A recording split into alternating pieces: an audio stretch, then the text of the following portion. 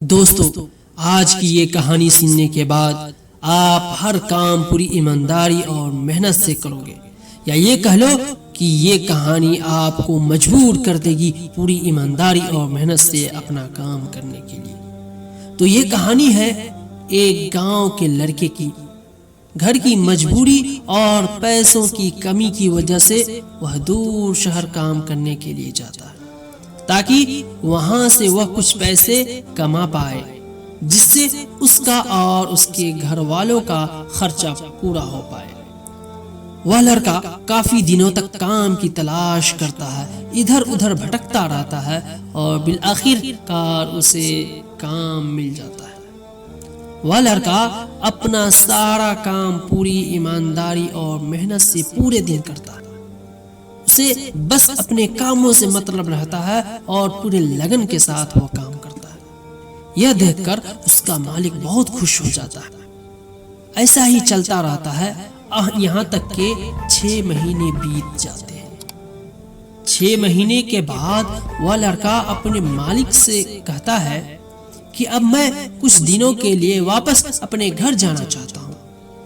उस लड़के को पूरी उम्मीद थी कि उसका मालिक उसे घर जाने से नहीं रोकेगा, लेकिन उस लड़के के सोच के खिलाफ उसका मालिक कहता है, नहीं, तुम्हें 2 महीने का थोड़ा और काम करना है, फिर उसके बाद अपने घर जा सकते हो। लड़के को थोड़ा गुस्सा आता है, लेकिन वो अपने गुस्से को शांत करके मालिक से पूछता है, बताइए मालिक, कौन सा काम है? उसका मालिक कहता है, मुझे एक घर खरीदना है। तुम पूरे शहर में घूमो और तुम्हें जो सबसे अच्छा घर लगे वह घर खरीद लो, और जैसे ही यह काम खत्म हो जाता है तुम वापस अपने घर कुछ दिनों के लिए जा सकते हो। यह सुनकर वह गांव का लड़का बहुत खुश हो जाता है। सोचता है कि घर खरीदने में कौन सा 2 महीना लगने वाला है, जल्दी से ढूंढ कर निकल जाऊंगा, और जल्दी घर को खरीदने का काम शुरू कर देता है। इधर उधर जाता है और 2-4 घर देखने के बाद एक घर को सिलेक्ट करके आ जाता है। आकर अपने मालिक के पास जाकर कहता है कि मालिक, मैंने सबसे अच्छा घर आपके लिए खरीद लिया। मालिक हैरान हो जाता है और कहता है, सिर्फ 10 दिनों में तुमने अच्छा सा घर खरीद भी लिया? गांव का लड़का कहता है, हाँ, ये घर काफी बढ़िया था, इसलिए मैंने खरीद लिया। और फिर कहता है कि क्या मैं अब अपने घर कुछ दिनों के लिए वापस जा सकता हूँ?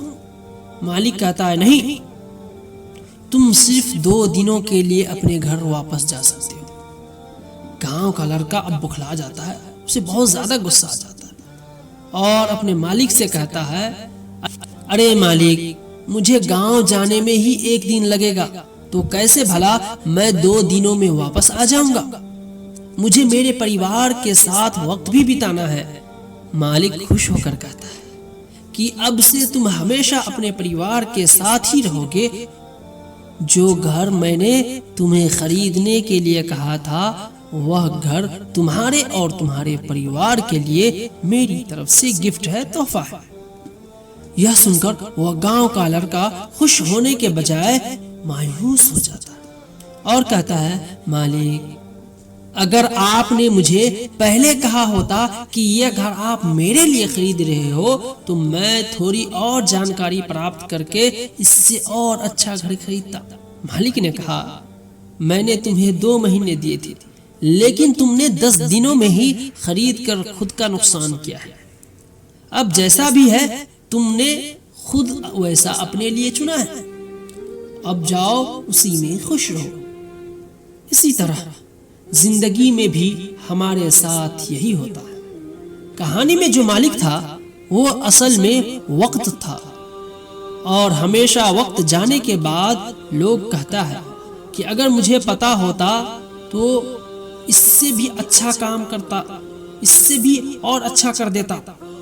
वक्त के जाने के बाद कहता है कि मुझे पता चलता कि ये दिन वो नहीं वापस नहीं आने वाले हैं, तो इससे और भी ज्यादा खूबसूरत और अच्छा बना देता। लेकिन ऐसा मुमकिन बिल्कुल भी नहीं है। इसलिए आप अपनी जिंदगी में जो भी कर रहे हो उसे पूरे जुनून और मेहनत के साथ करो।